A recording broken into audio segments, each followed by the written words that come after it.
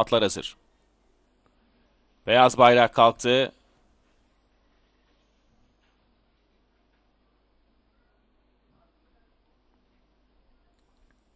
Start verildi ve koşu başladı.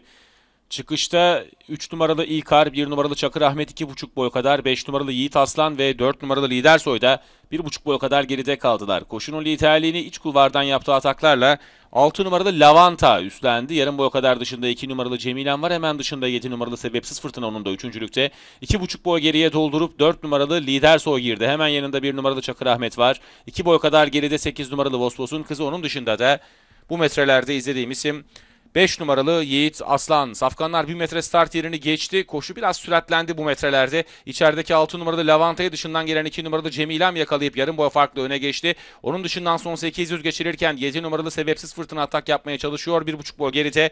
Ortada 4 numaralı Lidersoy. Son 600'e doğru 4. Bu arada Sebepsiz Fırtına dışarı doğru açıldı. Grubun en gerisine düştü şimdi.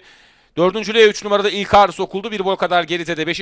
5 numarada Yiğit Aslan sırasıyla atlar son virajı döndü. Düzlüğe çıkıldıktan sonra dış kulvardan yaptığı ataklarla 4 numaralı Lidersoy koşunun liderliğini almaya çalışıyor ki bunu az farkla da olsa başardı. İçeriden 2 numaralı Cemilem'in, daha geriden 3 numaralı İlkar'ın çabalarıyla son 300 metreye yaklaşılırken Lidersoy temposunu yitirdi. İçeriden gelen Cemilem ve dışarıdan gelen İlkar aralarında birincilik mücadelesi başlattılar. 2 boy kadar geride de 5 numaralı Yiğit Aslan var. Son 200 metre geçilmek üzere dış kulvardaki 3 numaralı İlkar yarım boy farkla Cemilem'in önünde lider, içeriden tekrar Cemilem, dışarıdan Yiğit Aslan atak yapıyorlar. Son 100. 3 numaralı İlkar şimdi farkı 1 boya kadar çıkardı. Tekrar Cemilem geliyor son metreler. 3 numaralı İlkar kazanıyor.